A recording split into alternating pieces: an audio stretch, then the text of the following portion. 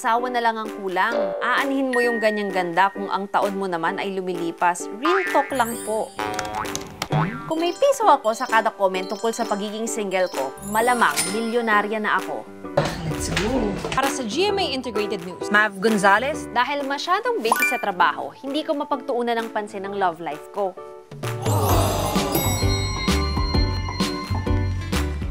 Wala rin naman ako nakikilala sa labas. 8 bilyong tao sa mundo. Paano mo mahahanap yung para sa'yo?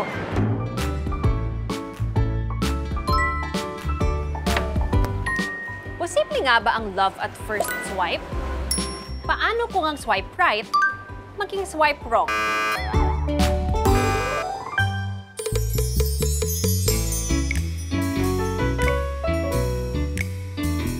Love letters.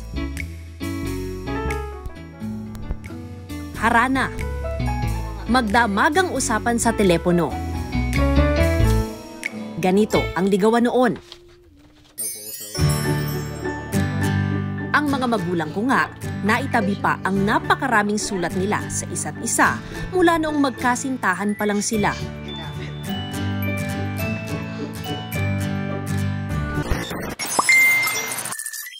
Pero ngayon, dahil na rin sa mabilis na takbo ng mundo, pati paghahanap ng relationship, online na. Ika nga, ang pagbuo ng relasyon ay isang sugal. May nananalo, pero meron ding natatalo. At kapag hindi ka nag-ingat, pwede ka ring maloko. Noong Enero, ilang Pilipino ang inirescue mula sa Cambodia. Mga biktima ng human trafficking na ginawang online scammers. Ang ginamit nilang pambiktima, dating apps. Kasama natin ngayon si alias Jeremy. Isa siya dun sa mga Pilipino na illegally na na-recruit papuntang Cambodia. So Jeremy, una lang, paano ka napasok dito sa industry na to? Paano ka napunta dun sa Cambodia? Bali po, meron akong friend na ni-refer ako sa trabaho na yun. Then, ang sabi niya ako, call center, chat support, non-voice. So, nag-apply po kaagad ako. Then, nakausap ko po yung mismong employer na in-interview ako, then nagpadala ng pera pang process ko. Pero lahat po ng papers ko is legal. Kwento ni Jeremy, hindi niya tunay na pangalan. May mga team leader silang Chinese na nagmamando kung sino ang potensyal na biktima. Kailangan namin manghikayat ng mga kliyente. Magpa-invest, then magpe-pretend kami na babaeng mayaman, edukada. Parang papainlabi namin yung mga kliyente namin para mag-invest. Kukuhanin namin yung loob. So kahit lalaki, babae yung pinapagamit nila na persona, na profile? Yes po. Kumbaga dun, walang pili, basta may pera. Pag naipag-chat kami, imbisigan namin kung magandang trabaho, kung may kaya sa buhay. Pag ganun po, may pag-chat na po kami dun. Kaya pag saktuhan ka lang sa buhay, X po yun. Iinggitin namin sila na meron kaming application na ginagamit, nag-earn kami ng gantong kalaki in just one day. Ayun po.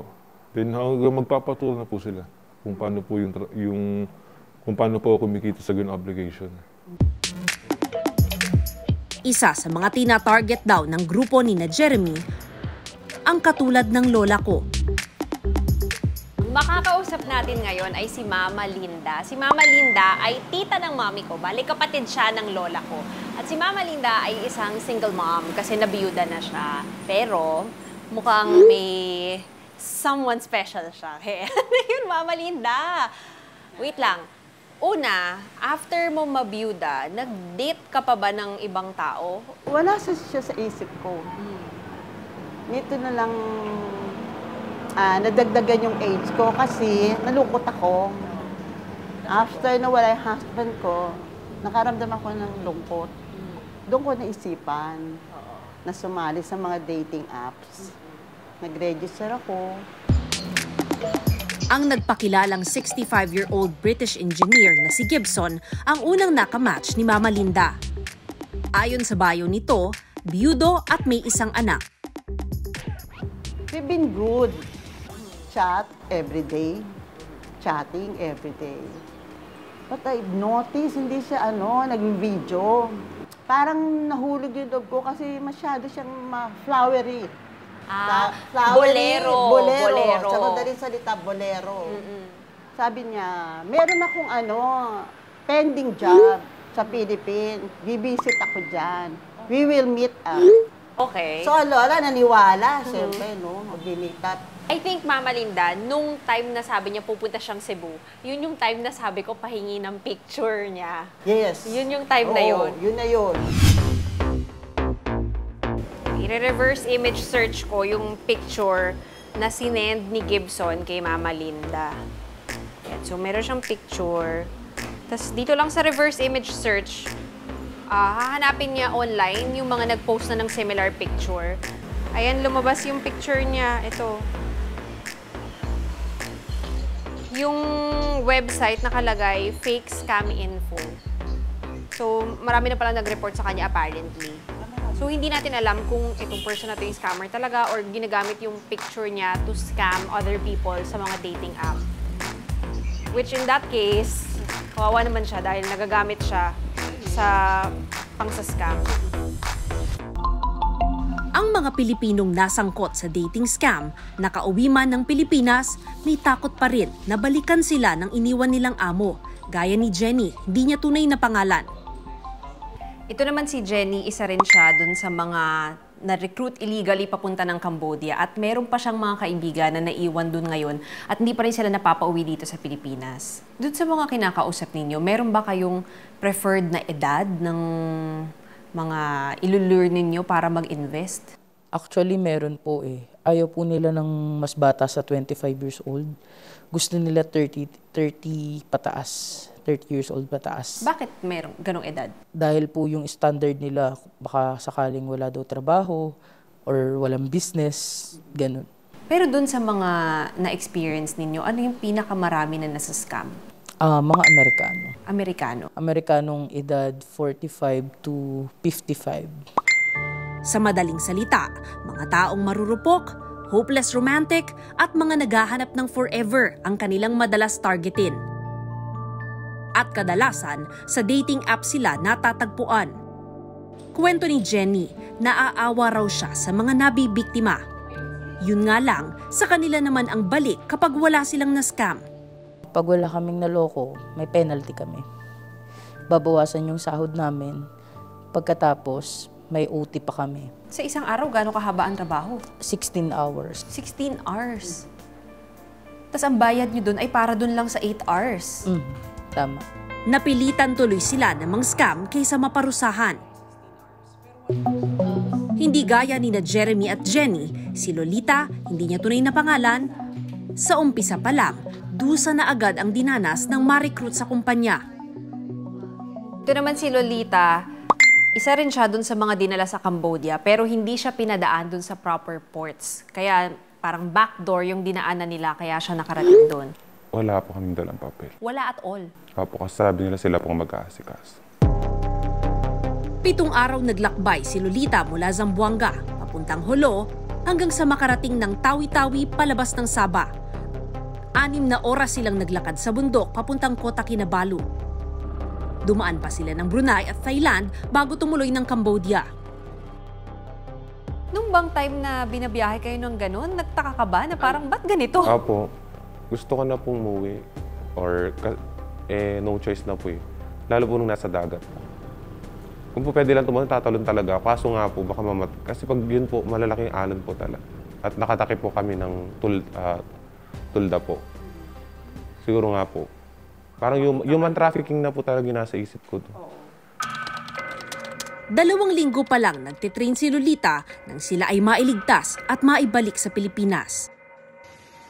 May ilang kasamahan pa silang naiwan sa Cambodia na nangangailangan ng tulong. Hindi lang mga kasamahan ang gusto nilang iligtas. Pati na rin daw ang mga potensyal na biktima ng online dating scams. Kaya ibabahagi nila ang proseso ng scamming sa publiko para magkaroon ng ideya kung paano makaiwas dito.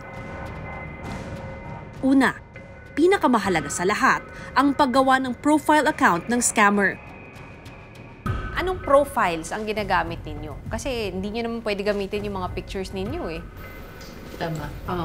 Yung sa profiles, binibigyan kami ng idea ng boss namin or supervisor namin kung ano yung dapat gamitin. Kung halimbawa, bibigyan niya kami ng account na nasa Instagram, kukuha kami ng pictures tsaka videos. At pagkatapos nun, kailangan yung profile namin ay high-end class na babae. Kailangan mayaman ka, maganda, at laging nagtatravel. At naka-base sa US. So sa isang profile, mga gano'ng karaming picture at videos ang nakahanda? Just in case may manghingi. Ganito po kasi, may GC po ang bawat team. For example, humingi ka ng tulong sa GC nyo. Boss, can I have a picture like eating in the restaurant, like Mexican restaurant? Magsisend yung boss namin ng sample pictures na pwede mong isend dun sa client. Lolita, pag nagtanong naman tungkol sa, kunwari, anong pinag-aralan? Ano ang sa nag-aral? Meron bang gano'n na kailangan ganitong klaseng school ang pinasukan mo, ha? May mga sila Harvard po. Oh my God, talagang Harvard ang sinasabi? Okay. Kaya pala talagang yung iba, kahit na aral, feeling nila legit. Parang kunyari, parang syempre magugulat na po siya. Wow, Harvard. No more questions to be asked. Kwento ng mga Pinoy na itrinaffic sa Cambodia, malaking halaga ng pera ang katumbas ng pang-scam sa dating apps. Doon sa experience ninyo, ano yung pinakamalaking nakuha sa isang kliyente? Pinakamalaki na yung $200,000, sorry. $200,000. So, 10 million? 10 million pesos? Mga 10 million pesos. Ito ay, anong klaseng tao to? Amerikano rin? Dalas may katungkulan, lawyer or businessman din sa US. Oo. Tapos sa company, yung sinasabi nyo na parang may reward kapag isa ka dun sa mga top na nakakapag-scam. Ano yung reward? Madalas cellphone. Pangako nila iPhone 14 Pro Max or cash or pwede kang magbakasyon sa labas ng 1 week. Tapos sagot nila yon. Sa mga nakalipas na panahon, kabi-kabila ang napabalitang online love scams. Si Sir Nestor, hindi naman sa dating app, kundi merong nag-add sa kanya sa social media. At doon niya na-meet itong taong to na pakwento natin kung ano ang ginawa sa kanya. Sir, una lang po, paano po kayo nagkakilala nitong babaeng to? Nag-friend request siya sa akin dahil sabi niya, isa akong military. Tinanggap ko. Tapos sabi niya, uli lang lubos na lang daw siya. 2.5 buwan na silang magkausap nang sabihin ni Lindsay na magpapadala raw siya ng package na naglalaman ng $387,000 para magnegosyo rito sa Pilipinas. Dito nagsimula ang kalbaryo ni Nestor. Okay, sige. Magpapadala ako ng package. Ayusin ko lang muna yung mga documents para pagdating dyan sa'yo, wala nang problema. Siguro after 3 days, may matanggap ka na o may tatawag sa'yo pag naipadala ko na. Ngayon, nag-antay ako. After 3 days nga, may tumawag na sa akin. Nagpakilalang Miss Gomez, taga-custom daw siya. Tapos tinanong niya kung ikaw si Nestor Castro. Oo, ako. Sir, kasi meron na kaming na-receive na package na nandito na sa airport. Kasi meron tayong babayaran na konti lang na para sa local clearances niya. Sabi, magkano yan man? Sabi, mga 5,000 lang. Itong puntong to, sir, hindi pa ba kayo nag-iisip na baka scam na to, pangalawa na? Wala sa isip ko na yung may scam ako kasi lahat naman ng sinabi niya yung katext ko, nagtiwala na ako. Umabot sa 56,000 pesos ang naibigay ni Nestor sa scammer. Pero sa huli, walang package na dumating. Nasaktan ba kayo nun? Kasi di ba parang nagtiwala na rin kayo sa kanya. Yun lang, masakit yung pera. Pera talaga. Kasi hard money yun eh. Ang mga ganitong chat daw ay kabilang sa modus operandi ng mga scammer. Kumbaga, ito ang kanilang script tuwing makikipag-chat sa bibiktimahin. Ang chat ay palitan ng mensahe online, karaniwan sa social media o sa messaging app. So, naka day 1, day 2, day 3. Ipinakita nila sa akin ang Scammer's Bible. Isang manual kung paano nila mapapaibig at may scam ang kausap nila. Ito yung parang Bible or manual or handbook nila na binibigay sa kanila ng mga employers nila. So nakasulat dito, kada araw kung ano yung gagawin nila, paano sila makikipag-usap dun sa mga potential na isa-scam nila. Yung itsura niya, as in literal na agent, client, meron talagang sagutan. And kung ano yung possible na isasagot ng kliyente, meron din silang ready na response. Nakasaad sa bawat araw ang mga linyang dapat isulat sa chat upang makuha ang loob ng potential victim hanggang makumbinsi itong mag-invest o makuha na ng pera. Merong specific na population na mas at risk para ma-entice to these types of words. So, of course, merong mas vulnerable group or sector of the community. And studies have shown na sila yung single, sometimes mas elderly sila. Sila yung mas vulnerable to entertain itong mga text messages coming from people na nagsishow ng appreciation ng kanilang halimbawa beauty or nagpapakita na they care. Studies also have shown na sila yung mas less educated and less ang kanilang socio-economic standing in the society. Kasi nga, usually itong mga scammer, foreigners, di ba? Or meron silang Pilipino siguro but nag-o-offer ng, may papadala, may gift ako for you. For, halimbawa, for anniversary nila, kaya hindi pa sila nakikita, but you have to pay something, a tax, para lang matanggap mo ito. Kapag nakuha na ang loob at may progreso na ang relasyon, uulitin ito sa ikatlong araw hanggang magkaroon ng pagkakataong banggitin ang cryptocurrency. I-share mo muna kung ano yung pinagkakakitaan mo eh. Maliban dun sa business mo kamo, nagki-crypto ka din na talagang ang laki ng tulong sa'yo. Tapos kung halimbawa yung 1,000 mo magiging $20,000 dahil nga sa trading, stocks trading, ganun. Hanggang si client magiging interesado din. Tatanong mo siya, ikaw, gusto mo bang i-try kahit $50 lang? Pag kumagat ang kausap nila na mag-invest, ipapasa na ang cellphone sa kanilang team leader. Ibibigay muna nila ang unang kikitain ng biktima para mapaniwala ito at mag-invest pa ng mas malaking pera. Madalas kapag si client sobrang laki na ng na-deposit niya at gusto niya nang umalis or umayaw. Kapag sinabi niya ng pwede ko na ba withdrawin lahat ng pera ko? Pwede ko na ba kuhanin yung kinita ko? Yun na yung time na i-block na siya sa WhatsApp hanggang sa wala ka ng connection sa kanya. Pero kung ang kumpanya nila yumayaman sa pang-scam, sina Jenny, Jeremy at Lolita hindi natanggap ang ipinangako sa kanilang sweldong $800 o mahigit 40,000 pesos. Hindi ko na ako ng buo eh. Minsan 400 per month. Ang masaklap dun, 150, 100, minsan negative pa per month. Paano nagiging negative? Dahil po sa ako po, naging recruiter ako. So, pag walang recruit, kinakaltasan po. Ikwinento rin ng tatlo na pati pala video calls pwede nang mapeke ngayon. Sa video call, may bagong na-discover nun na green screen sa Messenger. So, kahit na video call, hindi mo na pala pwede pagkatiwalaan na totoong tao yung kausap mo. Tama. Kasi nagagamit na yung green screen sa panloloko din. Lalo na yung mga matatanda, yung edad 40 to 50, hindi sila masyadong techy pagdating sa Messenger. Kaya akala nila, totoo yung kausap nila. Matapos malaman ang mga sikreto ng dating app scammers, nagsagawa kami ng isang social experiment. Manghuhuli kami ng scammer sa isang dating app. Nag-download ako ngayon ng isang dating app. Ang tawag dito ay Wink. At ito daw yung karaniwang ginagamit na pang-scam ng mga Pilipino na illegally ni-recruit sa Cambodia. Susubukan natin kung meron tayong makakamatch dito at kung paano yung ginagawa nila na modus. Tapos dinaload ko yung app. Itong Wink actually parang hindi siya masyado ginagamit dito sa Pilipinas.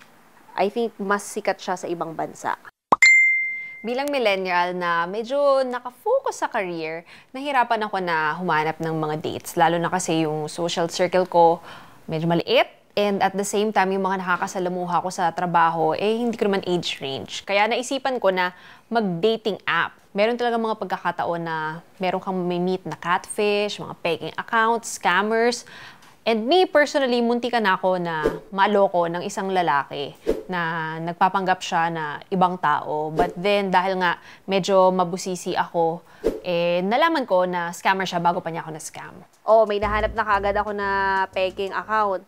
Itong Migs daw ang pangalan niya, 18 years old. Yung picture niya, kaibigan ko to, artista to . Okay, so yung isa, sabi niya, you have Snapchat, video call in Snap, or Telegram.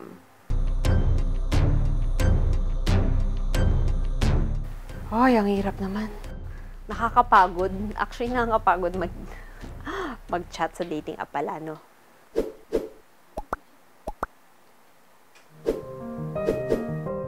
Gumawa rin ako ng profile na lalaking Amerikano. Ito raw kasi ang karaniwang target ng scammers. Nang magsiswipe na sa dating app, alam na alam ni Jenny kung aling profiles ang peke. Same picture! Oh my God! Ginagamit na parang sa isang team, kailangan isang picture lang. Naswipan ko na to kanina at iba yung pangalan niya. Okay, like. So, na-establish na natin na peking account siya dahil nahanap na natin yung original picture. Okay, so, ito yung picture na sinend niya sa akin. Siya daw yan. And we found the real person. Ito na siya. Sa babaeng profile ko naman, isang nakamatch ko ang pumayag mag-video call.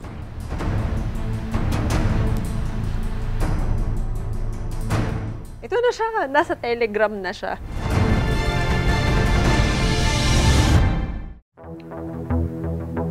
Sinubukan ko ang isang social experiment Hi. para manghuli ng scammer sa dating app.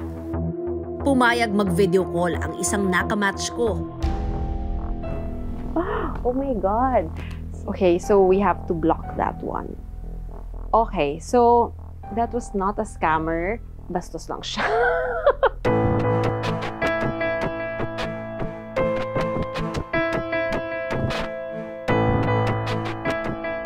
Sa profile kong lalaki, nakamatch ko itong isang nagpakilalang Emily, tapos iniengganyo niya ako na mag-invest sa cryptocurrency. Nagpadala siya ng picture, pero nung hinanap ko online, maraming pangalan yung lumabas, tapos iisa yung mukha. Kaya scammer talaga tong si Emily. Ito sir, yung Nigerian. Si Nestor naman, natunugan ng scam ang package na ipadadala umano sa kanya. Kaya humingi na siya ng tulong sa pulisya. Naaresto sa entrapment operation ang 3 suspect sa Cavite. Yun nga lang, nakapagpiyansa ang 3 kaya nakalaya sila ngayon. Yun ang mistake ang batas natin. Pinapayagan dapat pag mga scammer sana, walang piyansa para hindi sila makapaggala. Hindi kayo nagduda dun sa pagkatao ng kausap niyo? Hindi ako nagduda. Sa akin kasi yung totoong tao talaga na kaayaw ko yung manloko. Kaayaw ko yung naluloko.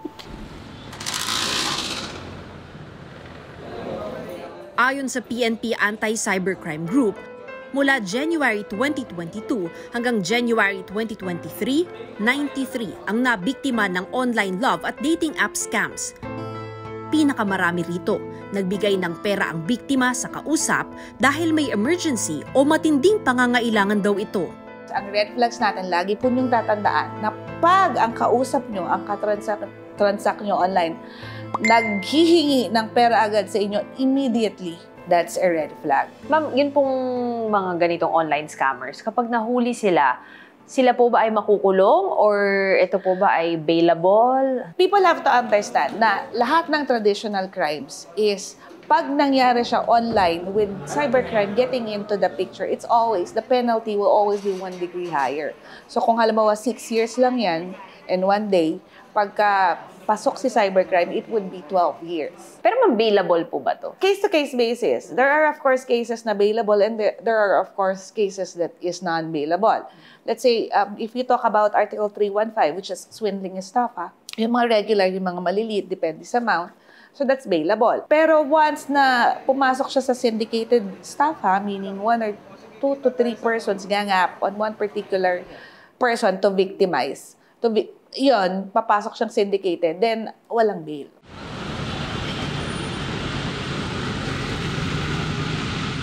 Pero hindi naman lahat na scam sa dating apps. Si John ay Gen Z, 22 years old, pero marami na siyang nasubukan na dating apps. Bakit mo naisipan na mag-dating app? Mas mabilis po talaga yung ano po dun sa dating apps kaysa po sa personal po, ano po, yung kakilala ko na gusto ko.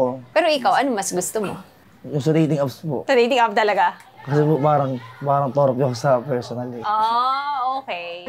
Naghiwalay si John at ang karelasyon niya noong nakaraang taon. Pero laban pa rin daw si John. Kaya ngayon, balik siya sa dating apps. Never give up din ang mantra ng aking Mama Linda. Na sumubok ulit mag-dating app matapos maloko ng nagpakilalang si Gibson. Lalo akong tumapa. Hindi. Hindi. Talaga. Nag-search pa rin ako. Sabi ko, okay. Sabi ko, hindi. Maraming fishes sa sea. Marami dyan. Totoo. Cheers to that. Yeah. Madaming fishes sa sea. Fishes sa sea. Noong Agosto, nakilala niya ang Espanyol na si Jose Carlos, na hanggang ngayon, kausap niya at nasa dating stage. Ang mga dating apps may mga paalala rin sa mga gumagamit nito. Ilan sa mga ito ang huwag magpadala ng pera, huwag basta magbibigay ng personal na impormasyon at maging maingat sa long-distance relationships. Isang statement din ang inilabas ng isang dating app na hindi nila kinukonsinti ang anumang uri na modern slavery at may security measures sila para panatilihing confidential ang mga personal na impormasyon ng users. May ilang features din sila kung saan pwedeng i-report ang mga kahina-hinalang aktibidad gaya ng fake profiles at scams. Sa huli, mahalaga pa rin ang personal na pag-iingat para hindi mabiktima.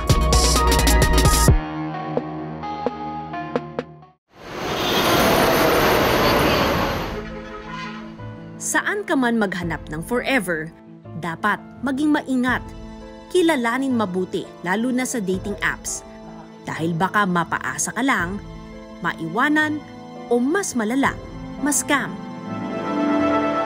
Pero sa dinami-rami ng peke at maling tao sa mundo, malay mo, makilala mo rin ang totoong para sa'yo. Hi. Hello. Magandang gabi. Ako po si Mav Gonzalez. At ito ang Eyewitness.